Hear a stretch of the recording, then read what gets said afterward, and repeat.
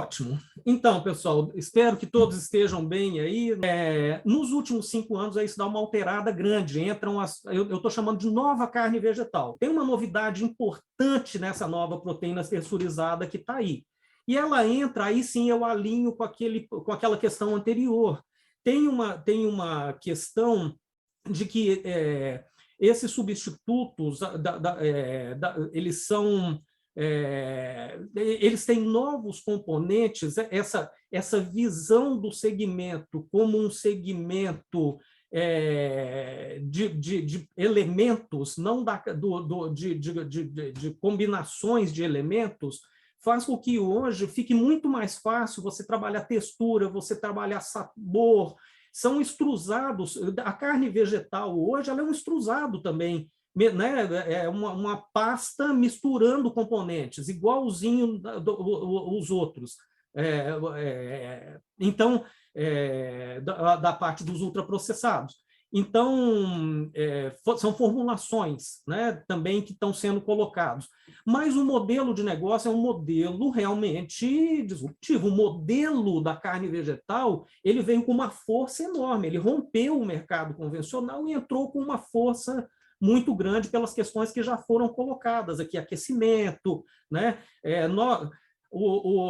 A carne foi colocada no brete, a carne convencional foi colocada no brete, né? Nós estamos assim sendo pressionados, a área agrícola, agronômica, recebendo uma pressão muito grande, né? Então, esse já é um pathway diferenciado, né, de uma substituição tecnológica, mas qual a característica? Uma pressão muito grande no que esse pessoal dessa área considera como landscape, aquela área mais rígida, dificílima de mudar, né, das grandes infraestruturas e etc. Uma pressão muito grande do landscape cultural, né, em cima, provocando o aquecimento global, as discussões sobre bem-estar animal. Então, e um momento que os nichos já estavam desenvolvidos. O nicho tecnológico da carne vegetal já estava desenvolvido.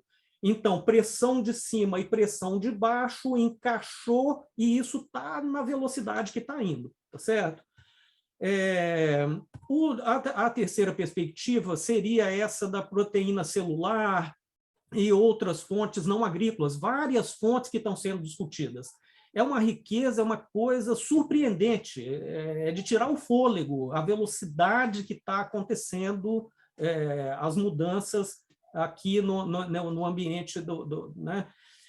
Então, é um conjunto expressivo de tecnologias que é capaz de causar mudanças, essas inovações disruptivas. Um pathway já diferenciado, quando desalinha completamente para trazer um novo realinhamento, né? Na verdade, é a carne de laboratório, né? Não é mais from farm to fork, não é da fazenda para o garfo. Agora é from lab to fork. É do laboratório para o garfo. Muda muito. Então, é um ambiente completamente novo, né? Então, as questões muito fortes, aquecimento global, o nível de liquidez internacional que chegou, o nível de investimento que esse segmento está recebendo na velocidade que ele está recebendo é surpreendente. Então, só algumas, né? Imagine os volumes de recursos de 3 bilhões de dólares num período de 1 ano, né?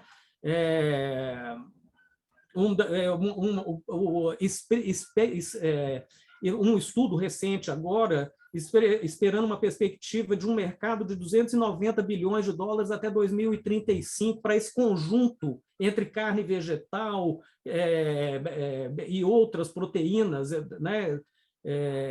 E veja que a mesma projeção para o mercado de orgânicos ao longo de mais ou menos o mesmo período de tempo é chegar a 500 milhões. Então, nós vamos ter mais da metade do valor do mercado de orgânico num crescimento de 10 anos. Isso é uma coisa que não tem precedente, isso é de uma violência quase, né? Então, existem muitas coisas e dentro disso, então, essa movimentação toda aí dentro desse segmento de proteínas, né?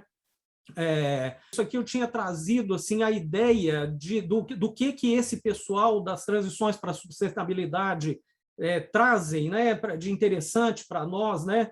Então, esse sistema como o alimento visto como um driver que impulsiona o sistema de maneira muito forte, uma abordagem setorial, tudo isso esse pessoal da área de transições para a sustentabilidade, né? É um pano de fundo assim, do que é essa abordagem conceitual que eu estou caminhando por ela, né? As transições para a sustentabilidade, a ideia das transições, tudo relacionado a essa pegada desse pessoal, né? Das transições, né? Então, questões mais pujantes, essa ideia da transição sistêmica, aceleração, justiça nas transições e assim por diante, né? Também coloquei aqui o conjunto de autores que consolidam, né, essa visão. Também podemos dar uma passadinha por isso depois, né? Um número expressivo de trabalhos nessa linha das transições sociotécnicas, né? Em suma, essa perspectiva, né? A predominância de carnes convencionais e a força das demais trajetórias. Então, tem essas novas trajetórias estão chegando com muita força. Então, como é que vai ficar esse equilíbrio entre o convencional, o vegetal e essas novas formas, né? Essa carne celular, essas limitações da aceitação pelo consumidor, né? A diferenciação, o produto de massa, como é que vai ficar isso, né? Que caminho que vai tomar essas novas formas, né? Até que ponto elas vão ganhar caráter de produto de massa, né? Custo de produção, produtividade desse perfil de carne celular e assim por diante, né? Então, isso aí também essa questão das carnes de laboratório, né? Então, fica aqui também algumas informações finais aqui, né? Só para, eu acho que na próxima etapa, agora, se for o caso, a gente pode voltar a alguns desses elementos. E fico feliz de ver que esse tema está sendo tratado também por outros pesquisadores, né? Da Fôlego, assim, para temas que são realmente transversais e interdisciplinares. Então, isso é muito importante, né? A carne, ela é estudada, e eu acho que muitos de vocês, né, estudam ou têm referências e conversam muito com isso, até eu acho que é inspiração, a questão da carne como um evento especial, né, como algo simbólico, que está ligado àquilo que vem da nossa raiz, né? Então, isso é uma coisa que é muito interessante. Eu lembro quando eu entrei no doutorado e apresentei, né, a minha proposta, os meus professores, que eram, né, hoje são meus colegas, mas eram professores de marketing, eles ficaram tipo, que isso, né? Tá completamente louca, quer estudar comportamento de carne, ora comportamento de carne, né, de consumo, vamos estudar apartamentos, compras de alto envolvimento, de alto valor, por que a pessoa compra um Porsche? E eu disse, não, olha, eu acho que tem coisas a serem descobertas aí. E realmente, aí depois, né, meus resultados mostraram isso. Agora, nesse mesmo congresso que eu tive, teve um aluno que apresentou esse pai, ele está fazendo mais ou menos o que eu fiz há muitos anos, mas acrescentando algumas coisas. Então, é legal ver assim também que as teorias, elas continuam, né? As pessoas continuam tentando evoluir, melhorar, para entender melhor esse comportamento, porque ele está sendo influenciado por diversos fatores, né? Então, acho que essa questão dos meat labs, né? Ela entra nesse todo desenvolvimento de food techs também. Então, tem uma aluna que terminou agora, está morando em São Paulo, né, que ela trabalhou com food waste, mas a ideia dela era entender a emergência das food techs, né, como é que a gente lida com institutional void, então como é que as indústrias e pequenas empresas, principalmente no Brasil, se organizam, né, quando tu não tem um ambiente formalmente preparado, né, para esse tipo de inovação, para esse tipo de organização que está surgindo. Desse contexto e o que a gente quer estudar a partir daqui e ver também como pode contribuir com o grupo e como vocês também contribuem com a gente, fiquem super à vontade depois para sugestões e mais ideias, tá? Então, um pouco, né, assim, apresentando o contexto, né, lá no evento foi bem legal, porque é o 20º Roundtable de Economia Circular, né, voltado para produção e consumo sustentáveis. Então, né, eles não fazem a cada ano, é algo que começou, sei lá, 30, 40 anos, né, com pesquisadores, um foi editor sênior do Journal of Clean Production, o outro era um outro journal, e eles têm um foco muito, ou originalmente focado em ecossistemas, eles trabalham muitos artigos voltados para essa área, né? Porque são temas ligados, então, ao consumo, né, a esses desafios que a gente tem. E esse evento ele tem um perfil, acho que interessante, né, e bom, porque o objetivo é o seguinte: os papers, né, ou as propostas, elas têm que ter alguma coisa que seja palpável, né, que do Congresso se saiam, ou que haja soluções para problemas específicos, né? Então, claro, se aceita trabalhos teóricos, mas a ideia é que isso gere, né, hands-on, assim, que a gente possa entender, enfim, ter ferramentas, né, que sejam teóricas para investigar melhor determinados temas, né? A gente decidiu estudar um pouco esse tema, né? Eu acho que foi bom porque a Cristina se interessou e também tem a ver, né, tem uma parte de marketing, que é tentar entender, né, o contexto de normas sociais, né? As normas sociais, então, essas interferências ou influências de outras pessoas, né, no nosso comportamento, já existem estudos que mostram, né, enfim, que elas interferem também no comportamento de consumo, né, principalmente o consumo de carne, ele é, nesse momento, a norma, né, nos países ocidentais, e existem, né, muitas mensagens normativas, em geral, que visam reduzir esse consumo, né? E acaba, né, a grande pergunta, assim, de questão é, bom, será que isso acaba criando conflitos, né? Como é que as pessoas lidam com esses conflitos, considerando os seus grupos de pares, né? Os diferentes grupos de pares que a gente pertence. Então, essa foi a grande pergunta desse momento. A partir daqui, né, dessa etapa que eu vou mostrar para vocês, ela vai fazer, já tem algumas entrevistas que ela está conduzindo exploratórias para validar e para entender isso aqui, né? E ela quer depois fazer a parte experimental para daí testar, né, diferentes mensagens. Ela fez, na verdade, uma revisão narrativa, né? Ela entrou com grandes temas, então, social norms, diferentes tipos de normas sociais, né? As normativas, injuntivas e descritivas, diferentes palavras para conflitos, consumer, né, o consumption, e ela pegou amplamente alimentos, carne e bife, né, porque principalmente a cadeia da carne bovina é a mais, digamos, visada, né, dentre as carnes todas que estão aí na discussão. E, então, ela pega papers, né, peer-reviewed, com critérios de qualidade, faz todo aquele filtro, e aí, de forma geral, a gente teve mais de 180 papers, vieram alguns outros relatórios também, de 80 journals diferentes, de várias áreas do conhecimento, né, para a gente tentar entender. E aí, desses papers, a gente leu, né, resumo, enfim, dividimos, eu, ela e a Ana, e aí 3 tópicos ficaram muito claros, né? Principalmente artigos que tratam da parte de sustentabilidade da dieta, né, e o consumo de carne em si, né? Artigos que tratam, então, normas sociais e consumo de alimentos e, especificamente, né, aqueles artigos que tratam sobre conflitos, né, normativos no consumo de carne, não foram encontrados nesse tipo de busca, então se partiu para uma proposta de framework, né, com uma teoria que a gente está utilizando.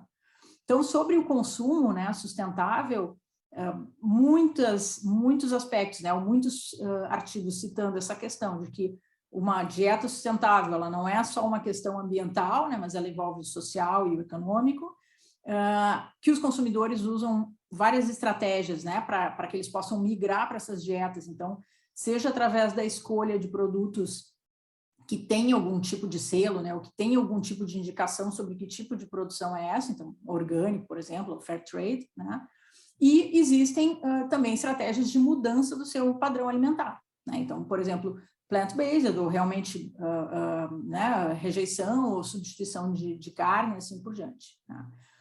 A grande complexidade, né, então, realmente que aparece é a questão do gap, né, entre atitudes e comportamentos. Porque como a carne ela é né, elemento que está ligado ao consumo familiar, à cultura, então acha-se papers assim, né, sobre community, belonging de comunidades, tua identidade social, masculinidade, né, status, uma série de outros artigos também que muitos, né, conversam, né, com a sociologia e antropologia. Realmente isso torna um momento mais difícil, né? Muitas pessoas elas querem, elas têm informação, têm esse conhecimento e aí tentam mudar, mas não é muito fácil fazer essa transição, né?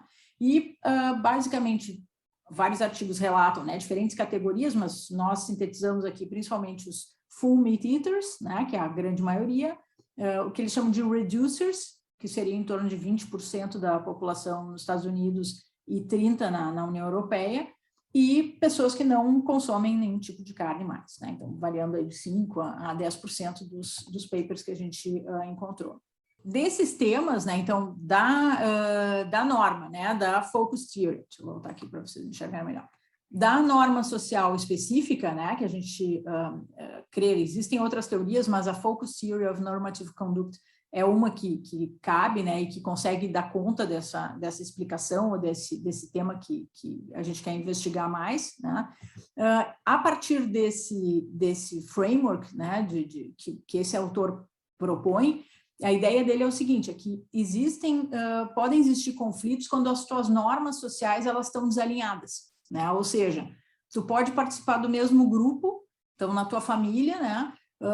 Tem pessoas que começam a ter comportamentos lá dentro diferentes em relação ao consumo de carne, né? Então, como é que tu vai te comportar? Isso vai reduzir teu consumo ou não vai reduzir, ou não vai ter nenhum impacto, né? E da mesma forma, tentar entender os conflitos que ocorrem entre grupos diferentes, né? Então, por exemplo, tem o teu grupo familiar e o teu grupo de amigos.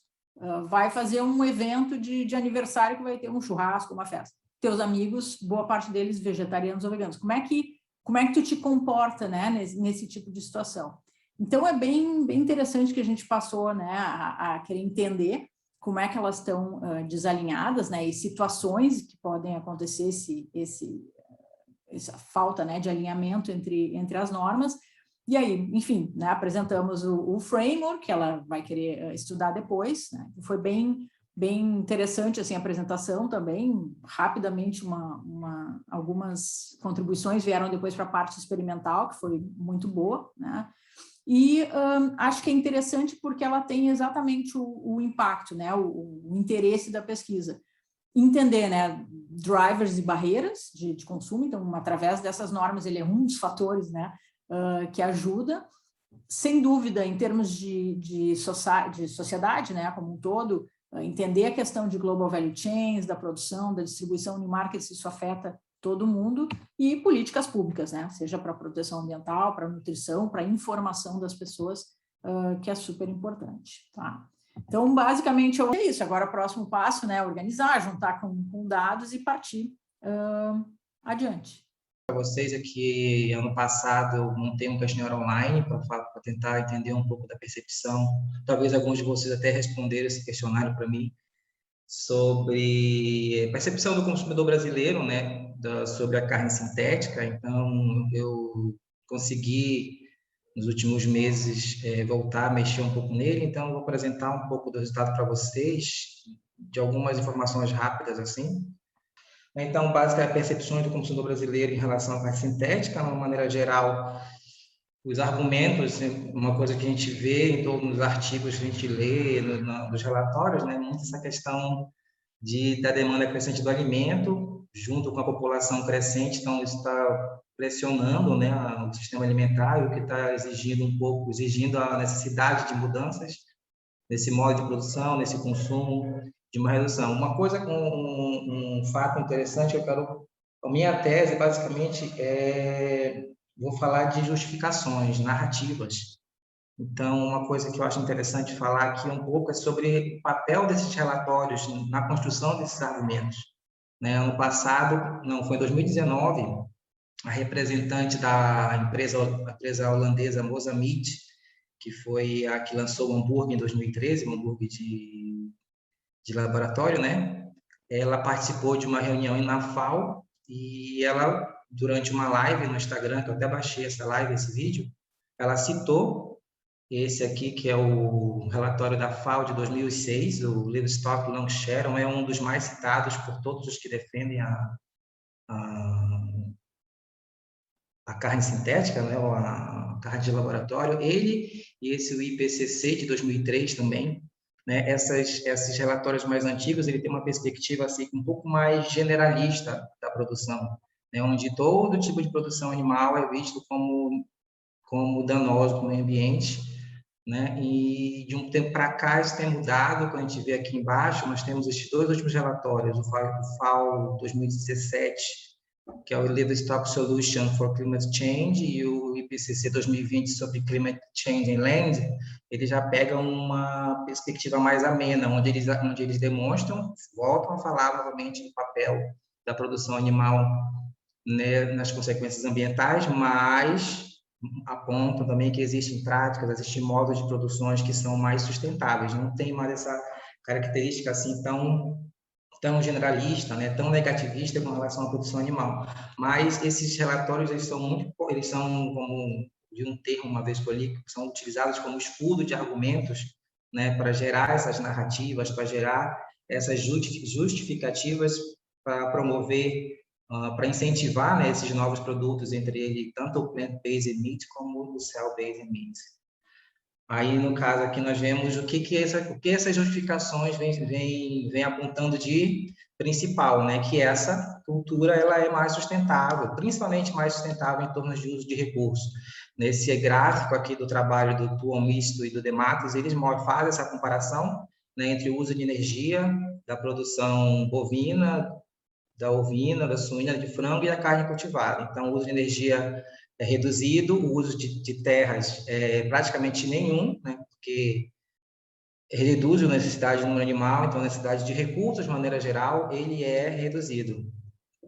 Então, a carne sintética, ela se apresenta, né, tem se apresentado como uma alternativa mais sustentável, ética, uma vez que não usa, que diminui o sofrimento animal, a necessidade animal no meio de produção, também se apresenta como mais saudável, na ideia de como ela tem um maior controle, saudável e segura por ter o argumento de controlar mais, ter um melhor controle do modo de produção, né? Então, eu achei interessante esse texto aqui, essa frase desse texto da Roquette, um artigo dela do ano passado, que ela fala que essa carne, ela se apresenta como uma boa alternativa para os consumidores que querem ser mais responsáveis, mas não desejam mudar suas dietas. Então, tanto o plant-based quanto o cell-based meat, eles são feitos para quem consome carne, né? Nem tanto para os vegetarianos ou veganos, mas são para os consumidores de carne que pensam um pouco nessa ideia de continuar comendo carne, mas de uma maneira mais sustentável.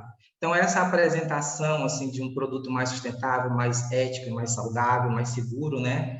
Como é que ele se apresenta? Como é que isso está sendo receptivo para os consumidores? Foi nessa ideia que eu quis jogar esse questionário, né? Então, apresentei algumas informações sobre o modo de produção, como essa carne é produzida, informações sobre esses argumentos, né, que eu apresentei para vocês, está no questionário também, né? Então, foram 2 meses do questionário online, eu tive 324 participantes que responderam, né, das 5 regiões do Brasil, do Norte, Nordeste, Sul, Sudeste e Centro-Oeste, né, onde demos informações da carne, coletamos, e o principal qual é o objetivo? Coletar informações sobre as opiniões e percepções, uma vez que as principais questões desse questionário eram de caráter hipotético, né? O que você acha como será o sabor, se você acha que ela terá alguma coisa, será concorrente no mercado, uma coisa que não tem como saber ainda, uma vez que isso não está disponível, pelo menos não no Brasil. Ano passado já está disponível em Singapura, né, que foi o primeiro país a aprovar a comercialização e abrir um restaurante que vende nuggets de frango em laboratório. Mas no Brasil a perspectiva é que isso chegue lá para 2024, 2025. Né? Então, a ideia, basicamente, a maioria das questões nesse questionário são de caráter hipotético. Basicamente, o que eu posso tentar tirar como uma consideração a priori aí, que tem uma relação um pouco conflituosa, né? Existe uma curiosidade pelo novo, pela novidade, mas ao mesmo tempo tem um receio, né? Um receio, um medo, uma dúvida pelo desconhecido. Tu não tem muita informação, tu não sabe muito o processo, quais são as técnicas de manipulação, né? Tem muitos artigos que falam sobre a neofobia, que é esse medo de novidades, esse yuck factor, que é já o receio com relação, será que vai ser bom, o sabor, a textura, a aparência vão ser interessantes, né? Então, esse receio, esse medo, ele surge muito, pelo que eu pude observar, tanto nos comentários, que eu deixei uma parte para comentários sobre o questionário, e também nos artigos que falam sobre carne sintética, que esse receio, esse medo, ele surge muito pela falta de informações, principalmente no que concerne aos impactos a longo prazo na saúde, né? Tem um artigo da professora Roquette, que é uma das que tem falado bastante sobre isso, que ela fala que tem muitos questionamentos sobre a questão nutricional. Como vai ser a composição nutricional, uma composição incerta, principalmente a nível de micronutrientes e ferros, né? Dúvidas sobre os reais benefícios desses produtos. Agora, a questão sobre se a carne sintética é realmente mais sustentável em torno de uso de energia já é uma controvérsia lançada, né? Tem artigos que já dizem que a carne sintética vai produzir mais gás carbônico do que a carne convencional, então já está tendo essas dúvidas sobre isso, né? Além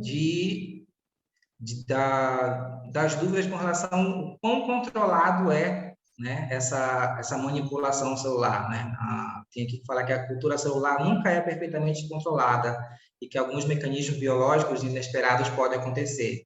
Então, será que ela é tão segura quanto ela se apresenta? Será que ela é tão saudável quanto ela se apresenta? Já que esse controle, onde eles dizem onde eles se firmam tanto em ter, é questionável, né? E esses resultados, assim, um pouco dessa relação conflituosa entre interesse, dúvidas, medos, né? Eles estão presentes em vários outros artigos. Eu estou citando 3 aqui só para critério de informação, né? Mas existem muitos outros que apresentam essas questões quando trabalham com as perspectivas de consumidores. Já terminando aqui, eu queria só jogar essas informações para a gente discutir depois, né? Então, tem a aceitabilidade desse produto, ele pode ser influenciado por diversos fatores, entre eles o principal é a confiança, né? Para chegar no mercado criando essa relação de confiança com o consumidor. Como eles vão fazer esse marketing, né, desse produto quando chegar no mercado. Então, isso é muito importante. Como as informações sobre o impacto na saúde a longo prazo. Mas isso é uma coisa que a gente sabe que é difícil, porque comparando com um produto ou com algo que tem basicamente o mesmo caminhar, que são geneticamente modificados, né? Até hoje ninguém sabe, mas estão aí no mercado, estão crescendo e estão ganhando espaço. Então, como será que a carne sintética vai reagir? Será que vai seguir no mesmo patamar? Né? Então, o fator preço também é algo que pode afetar bastante a aceitabilidade. A questão ética, né, uma vez que ainda é necessário o uso animal para a produção, embora em 2019 a Mozambique lançou uma nota dizendo que desenvolveu uma nova técnica de produção onde extermina qualquer necessidade animal no produto. Agora, o que é, como é, ninguém sabe, só disseram que existe, mas como fica aí a incógnita, né? E também chegar no mercado, talvez trazendo um produto que seja mais agradável, né, em termos de sabor, textura e aparência, para diminuir esse termo que eles chamam de yuck factor, né, que é essa relação de desagradabilidade de um produto que é altamente manipulado, né?